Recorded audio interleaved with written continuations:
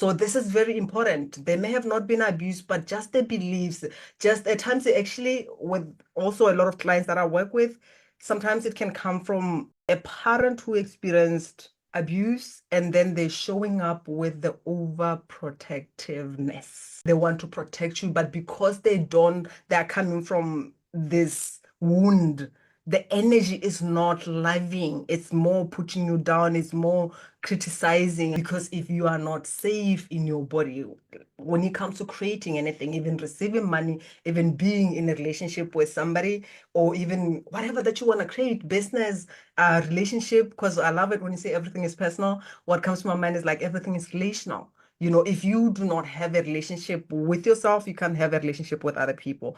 And I also strongly believe that you can't give birth to what you don't conceive. Another thing is also like we have this body shaming, which at first I thought it was only women who have like a lot of this, but I realized men have that body image thing, which also affects our presence, especially even when it comes to intimacy, because intimacy requires us to be honest, open, trusting, and also be vulnerable. So if you are not comfortable in your body, you are not able to be present. You may be thinking, do I look, especially women who have this, do I look sexy enough? Is my stomach flat and all that? And what happens is you are here in the mind. You are not present to connect deeply with your partner.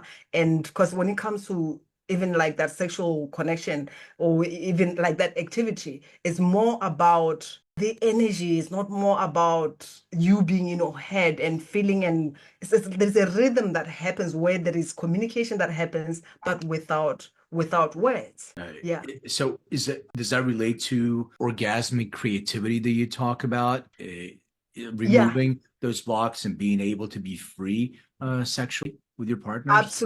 Absolutely. Absolutely. It leads to that because like I said, it's this is like the energy, our sexual energy is connected to our purpose, is connected to our creativity. So when you're feeling these and you're working with somebody who has some of these blocks, even if it's a couple, like one of the things that you brought up, there's a lot of jealousy in relationships. So if the man or the woman, either or, are looking at people and they're admiring because somebody's attractive, and it could be physically attractive or they're attractive physically but also energetically attractive, but the other spouse is bothered by that. Even though you're not taking any action, you're just admiring and you're okay with them admiring. What's the action? What do you do in that situation? Is it something that's repairable? Do you have to talk to both parties in the couple? Do you grab the person that's actually bothered by that and then work on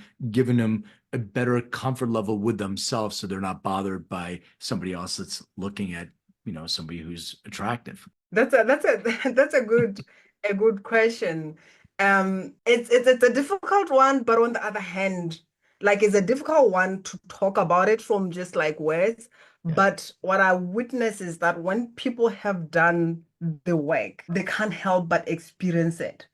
So it kind of like shifts on its own. And like perception upgrade, DNA upgrade, because that's what I do, brain rewiring, and Yeah. they get to perceive things from just the beauty that surrounds them, rather than somebody's gonna take something from me. And the most important thing that I also talk about here is also communication. We don't have that open communication, and or communication actually even starts with first thing eliminating judgment.